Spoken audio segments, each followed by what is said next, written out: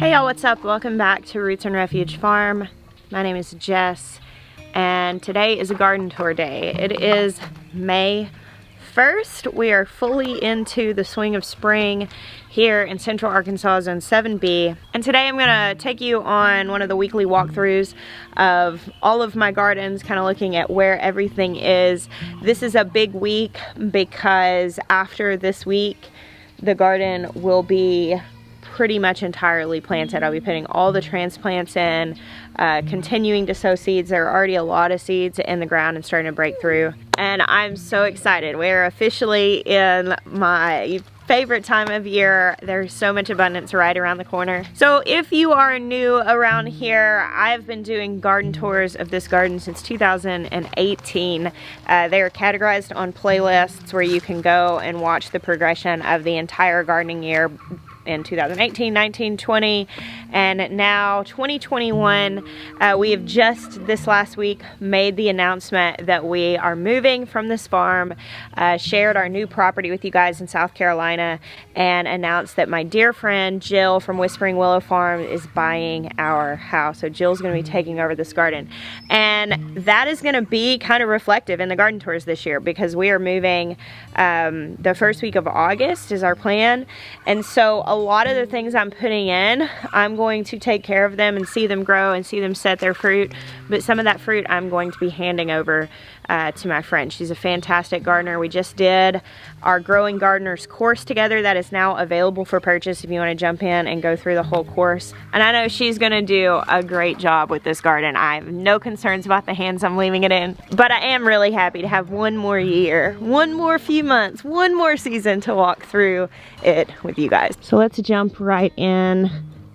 First things up here in these front little beds, I have my yellow Carolina Jasmine, which this was something that I planted knowing in my heart that South Carolina was where I wanted to be. That was also a memorial plant for my little garden kitty that we lost last year. I've got some big amaryllis is what that is. There are some daffodils here that have already bloomed.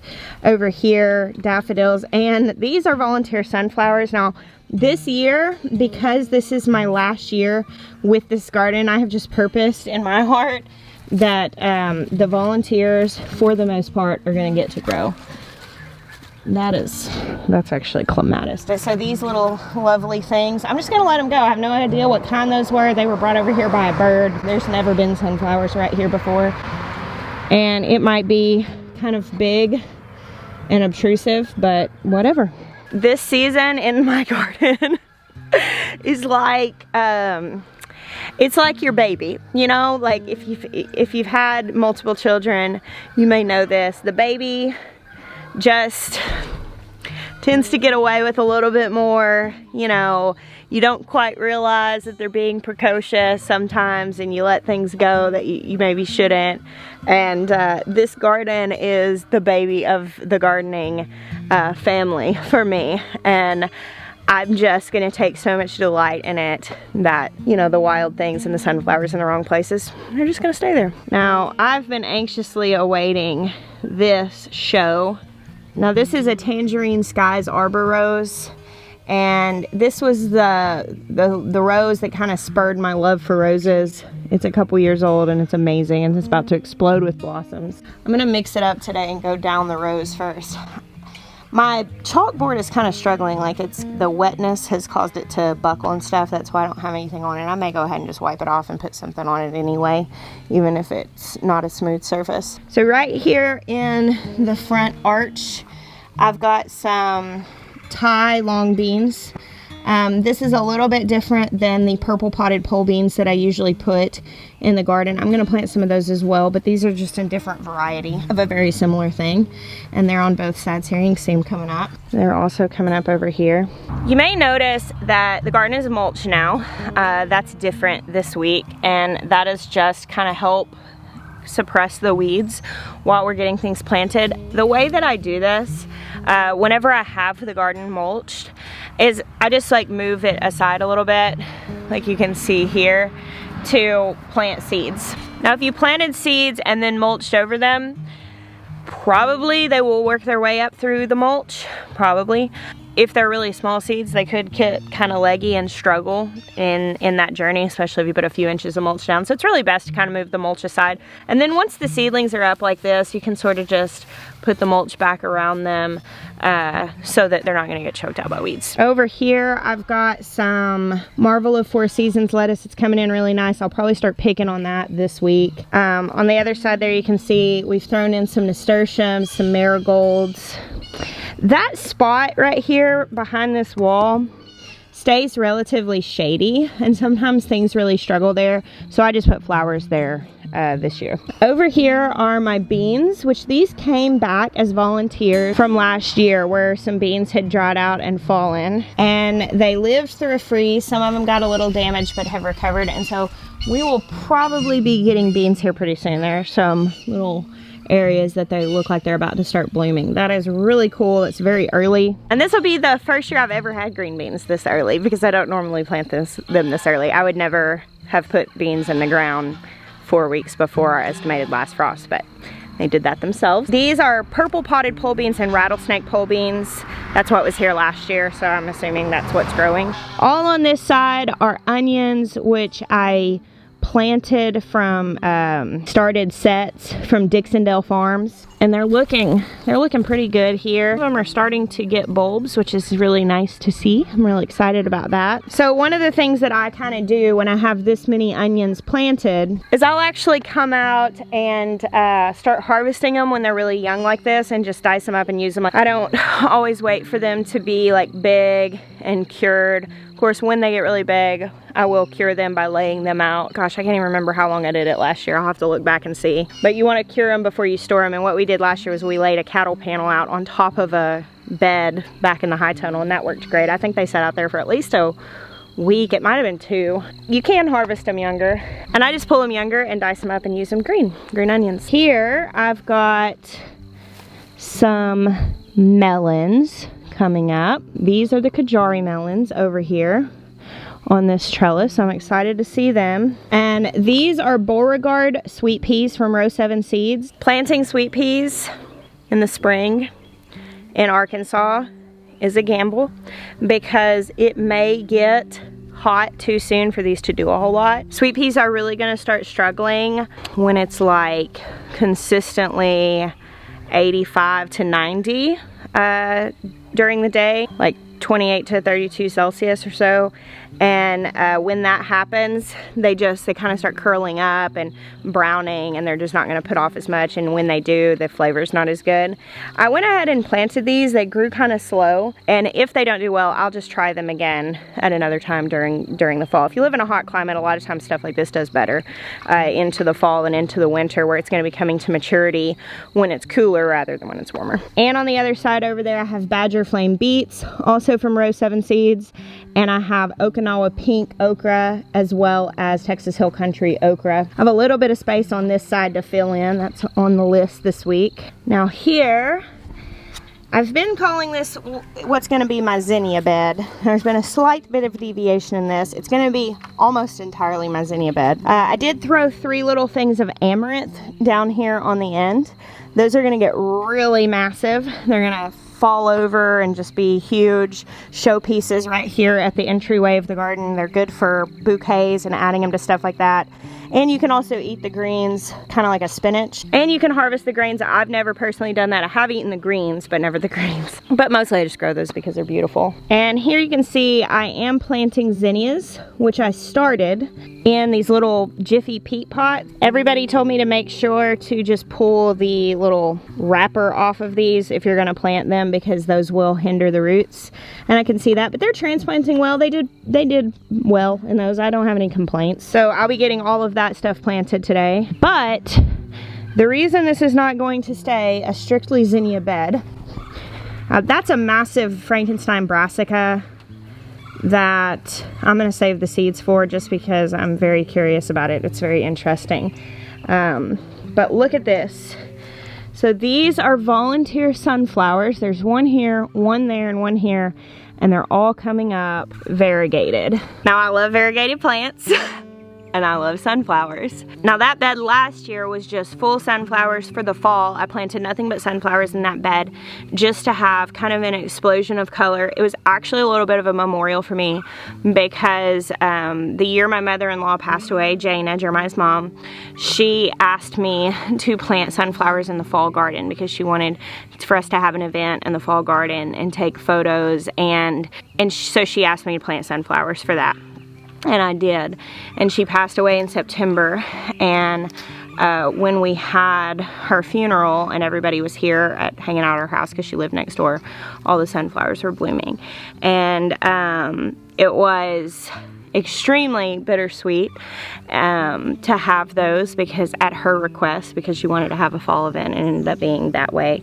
And so now I don't think there will ever be a fall that I don't have a dedicated space in my garden that's full of sunflowers. And I had planned on doing it this spring as a memorial for my friend Mark. I mean, sunflowers have just kind of come to symbolize that. And then these pop up variegated, and it's kind of one of those things, like whenever you do something in memory of people that you've lost, and then you get a sweet little surprise come up like that. I don't know, it just makes me feel close to those people. And so those variegated sunflowers are obviously staying in that garden bed, so they'll be surrounded by zinnias. And my hope is if that variegation continues, I hope to save seeds and maybe be able to recreate that in the future. There's 3 of them that have that variegation on the leaf. This one is the most pronounced. You can see some here. And this one's got a little bit of it too, and then that one has some as well. All right, so right here at the end of this bed, these are brassicas. I planted these out from started plants probably, I don't know, 6 to 8 weeks ago or something like that. And I'm starting to get heads on the broccolis here. They're all getting heads. And then the cabbages are starting to head up a little bit. I don't put any sort of like chemical fertilizers or pesticides on my garden, because now I've had a lot of people asking me like, how are your brassicas so beautiful? How do they look so perfect? And it's kind of one of those things, it's like, just wait, like they'll look really great until they don't anymore. I usually do come out and check. I've been keeping an eye because at some point I will start to notice little caterpillars on these, probably cabbage loopers.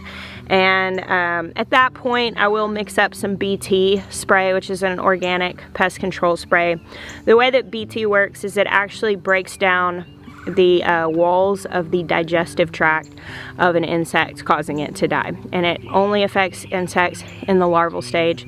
So you can't spray BT on like hard-shelled insects or anything like that. It needs to be caterpillars. But it's what you typically use for brassicas, because it's typically caterpillars that you're dealing with them. And because it breaks down their stomach lining, you need them to eat it. So you want to spray that on like early in the morning, late in the afternoon, when you see those caterpillars eating. Now what I usually do when I see caterpillars eating on my brassicas is I will hand pick off all the ones that I see, and then I will spray the brassicas to hopefully then have the ones that I don't see eat that and die that way. And usually I can kind of hold off the damage, at least enough to get my harvest, but at some point in the spring it becomes far too difficult to keep brassicas protected from that stuff for me. So I just grow it in the season where we don't deal with those things, which is usually putting them in, usually planting them, I guess it was like late February, beginning of March whenever I put these in. It was after that big freeze that I put these started plants in. They look really good though. Probably 3 more weeks and I'll be harvesting this stuff. Once it starts getting ahead like this, it usually fills out pretty quickly. Here are some random things, some Thai basils, that's a nasturtium. I had my kids come out and help me plant some random flowers all about yesterday, so if you see any kind of in a weird spot, those are my children helping, which is fine. We're having a wild garden this year. Tomatillos, Queen of Monalco tomatillos. There are some cucumbers on this trellis. I cannot remember what kind. Silver slicers. This is silver slicers on both sides. And here are some bull's blood beet. We're just starting to see a little bit of a bulb on those. That's exciting. More amaranth there. Still growing a ton of food in the garden this year. However, you are going to notice that there are probably more flowers in this year's garden than ever before, because we're moving. And though I'm going to be sharing the harvest with some friends and stuff, probably not going to be doing a ton of preserving this year. My goal is to freeze dry a good deal of stuff because that'll be easy to move. But right now I still have some stuff left over from last year and we're really gonna focus on using that so we're not moving jars of food.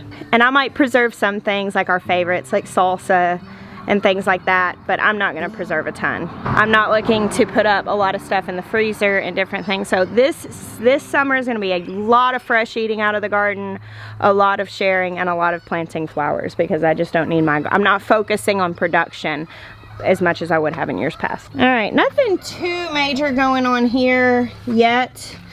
I've got this curly mint, which is very persistently coming back. It's all over the place. These clematis, which are so lovely. Another random sunflower gets to stay. The dahlias that have been here for years now, coming back with a vengeance. I got some different herbs and things here. So I'm gonna fill this bed in this week. That is catnip, I believe, right here. That was planted a long time ago and that's just from a scrap or reseeding from that. Here are more big volunteer sunflowers. So I have sad news. I'm pretty sure Artie the artichoke is no longer with us. You know, he made it through that frost and I was like so proud. But I came out a couple weeks ago and noticed that what little growth there was all dried up. And I went to kind of pull it back and the stem was just mush. And so I think some sort of borers or something got into the artichoke. So I've been hoping that Artie would make a comeback. He's been such a survivor so far. But my friend Amanda is coming to visit this summer before we move. So I might have to get her to bring me Artie Jr. She's the one who brought me the first one. And so I might have to get an Artie Jr. to take with me in a pot to my new home. So one of his little relatives can maybe have a home in our new garden. He might, I have hope he'll come back. I think it might be foolish, but I'm still hoping. We've still been enjoying harvest off of the Greenstalk strawberry tower. Oh, there's just a little guy. This has been a really cool thing. And this is movable. I'll be taking my Greenstalks with me, which will be nice. It'll be a little bit of a garden that I'll have in the first few months of being there before I can break ground on more gardens. Y'all might hear the baby goats back there hollering for their breakfast. The kids will probably be bringing them out here in just a few minutes, and so they'll be loud for just a little bit. So here are my cherry tomatoes that I already planted. I probably need to weed out these volunteers that are there because they're going to choke things out. All of these zinnias, all of these tomatoes, marigolds, everything else that's growing right here is completely reseeded in this bed. So like these zinnias, and I probably will let the ones that I can let live, I'll let them live. Even these tomatoes that are in line with the trellis, I'll probably allow some of these to stay. Assuming they're cherry tomatoes, they might not be. Might be some cool new hybrid, but again, I'm pretty determined to let the garden have a say this year. Back here in these beds, I have some fennel. This is one of the softest plants. Oh, I just love it. Every time I walk by it, I have to reach down and touch it. So I've got a few things of fennel there. I've got Mexican sour gherkins, cucamelons planted on this trellis, some different zinnias and nasturtiums, and marigolds and volunteer sunflowers all about here. And then the rest of this I'm gonna fill in this week. Now back here in the 4-foot beds, I typically do kind of go autopilot on these. Now there is some weeds that need to come out. I'm afraid my banana plants did not make it through the freeze. Some people will dig those up and take them in the winter, even in zone 7B where I am. But this year, we had an extremely cold winter. I mean, we had the same winter a lot of you had.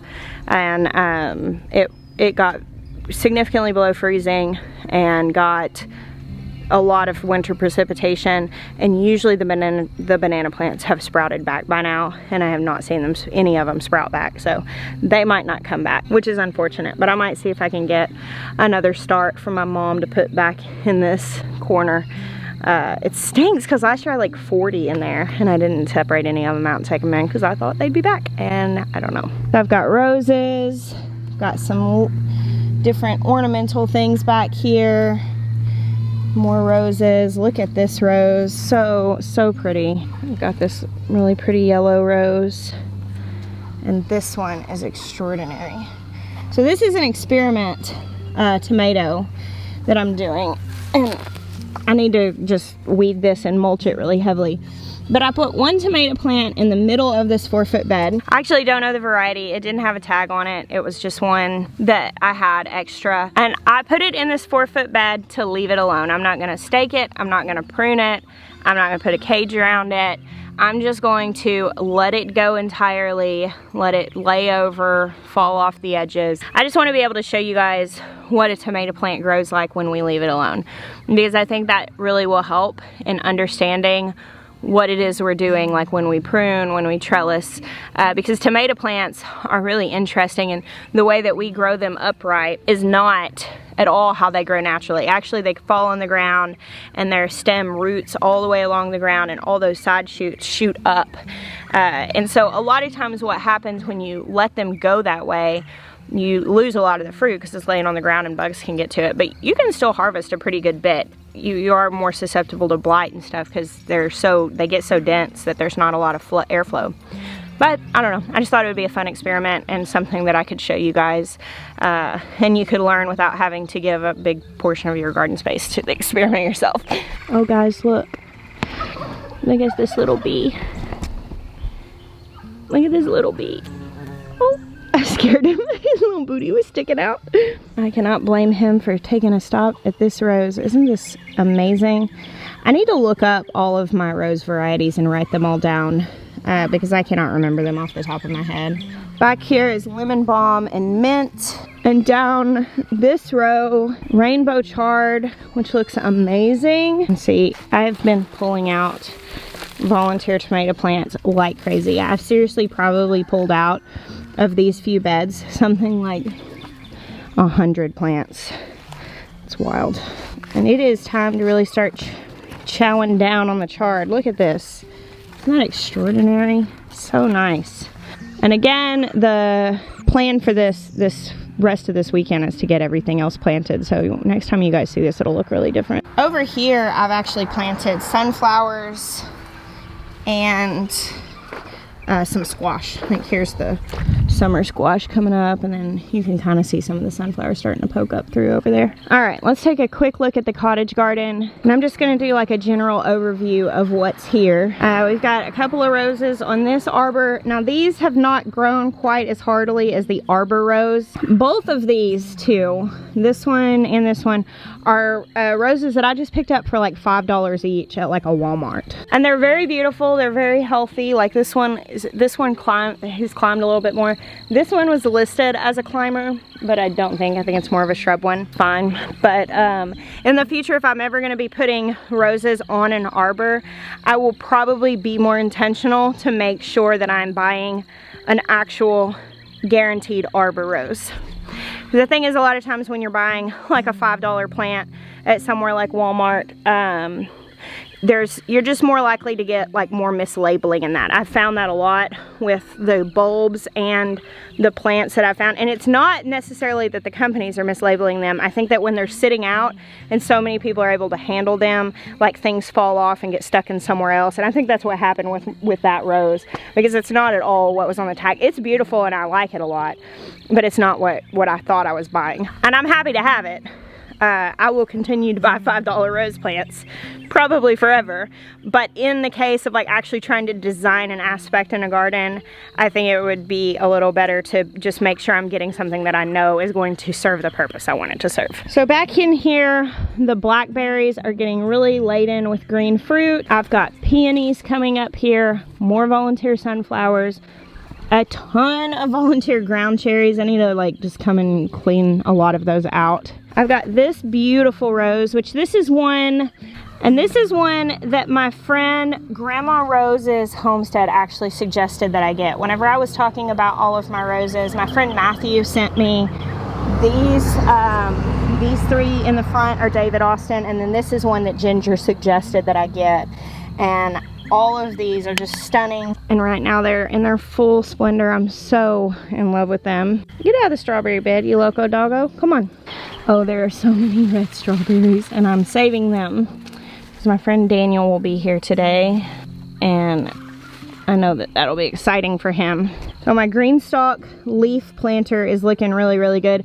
I need to come over here and pick from this side. The last couple times I've come out and got salad stuff for dinner, I come up and pick on this side and it's looking a little lopsided. That one's a lot fuller. But yeah, I've picked many salads out of this so far and I'm really pleased with it.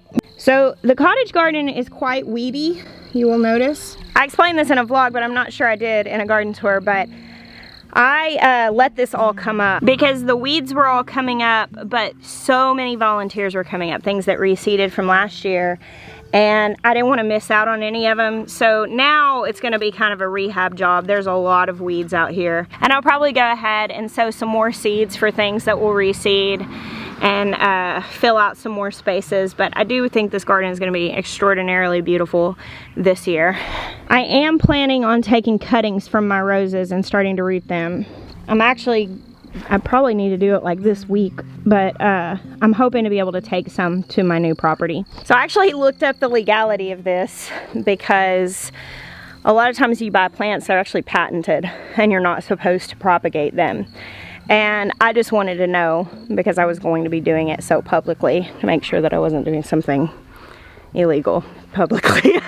So I was like looking it up, and I learned that if you have a copyrighted plant, like oh, there's a hummingbird on the fence line. There's no way I'm going to be able to show you guys that. He's going to fly off before I get over there. It's that time of year.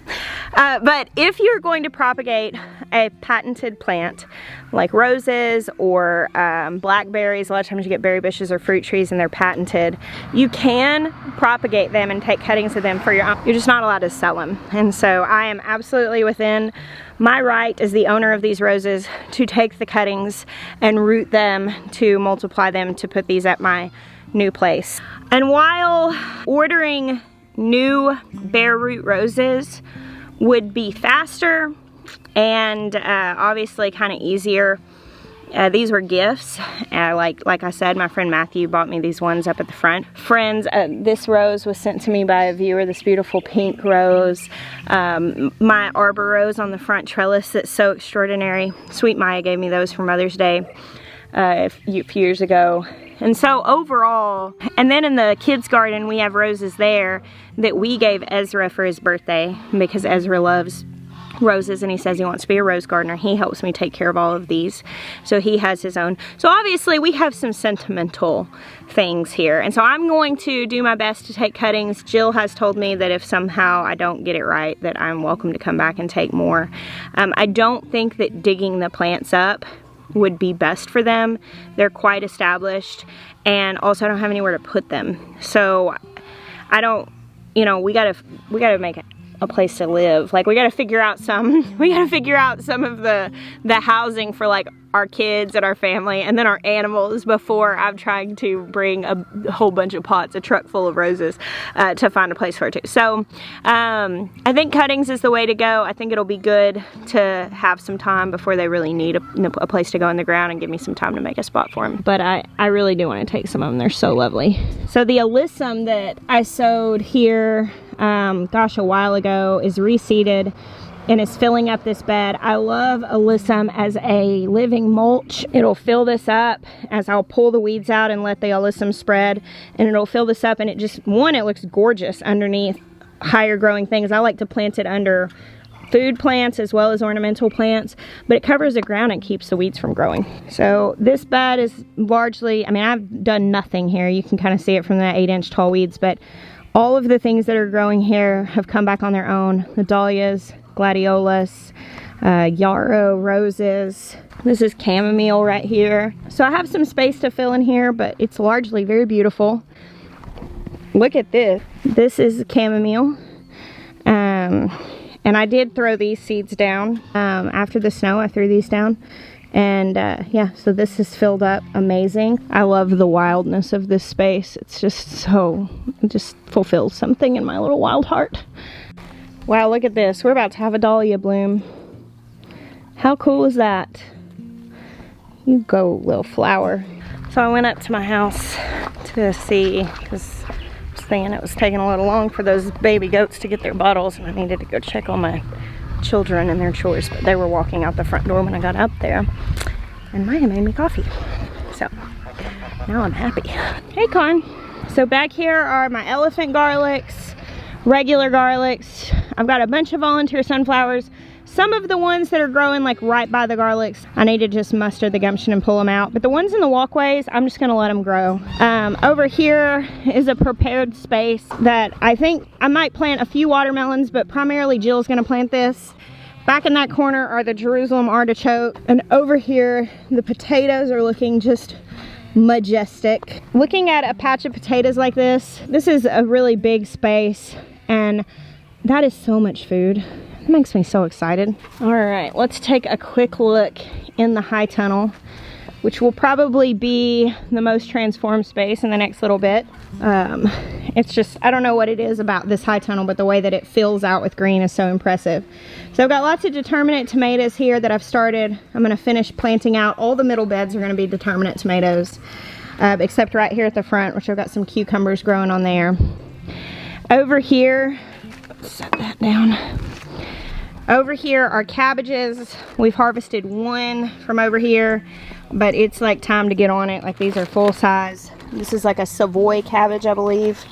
I started these seeds. I mean, I think I started these seeds probably the end of last year. And then I moved them over into this bed like in the winter. And so they've been growing for months now. And they're this big. And they look really, really good. We're gonna be eating a lot of cabbage. It's like Jeremiah's favorite thing that we grow in the garden, but I'll probably make some kraut and stuff too to kind of extend the harvest. This little hot mess express area is, gosh, this is just such a mess. Okay, so here we have Chinese cabbage, which has already started to bolt. And then the other ones are kind of small, so actually, like, this is gonna be on the menu tonight, because this one I did not realize was so close to bolting. Oh, Lord help. Did not want to touch that guy. Organic garden woes. So I have a whole bunch of volunteer ground cherries back here. Gotta thin those out. They're gonna choke out those shallots and leeks. And here, carrots, beets. A lot of these things are not super big, and they're just, I messed up here. This is one of the areas, and you can point it out if you want. I know it's true. This is one of the areas where I totally don't do what I tell you to do. Nothing in my garden is marked, really. I will put the markers for the tomatoes in where I plant the tomatoes. I do that. And the peppers, I didn't last year. I didn't mark the peppers, which I wished I had, because we wondered what things were, and we ate a lot of hot peppers we weren't prepared for. And so I am really, really bad though about planting things. Now my excuse, my reckoning is that I have a YouTube channel. So I plant a lot of things on camera. If I really want to know what things are, I can go back and look. A lot of times I will make a little video on my phone, but I usually don't take my phone into the garden actually, because it's kind of like a disconnect time for me. And so that's how I end up not marking things. This, the Hot Mess Express, this is a prime example of me planting things and not marking them and forgetting I planted there and then planting again. So this is 2 whole little plantings all growing up together, plus volunteers. So it's my planting again, and the garden's planting. And if I don't get in here and just ruthlessly remove about half of it, nothing's gonna produce much. Oh, the geese are yelling. All right, so I got a lot of empty space back here. More tomatoes are going in here. I'm probably gonna try some squash out here this year.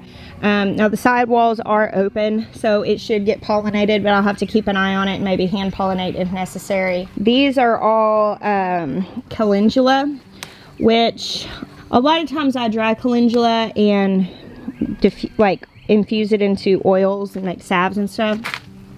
I actually have a lot of dried calendula inside, so I haven't been doing that. I've been throwing these to my chickens because calendula flowers make chickens' yolks more orange. My chickens' yolks are already really orange because we move their coop around, so they eat a lot of bugs and a really diverse diet.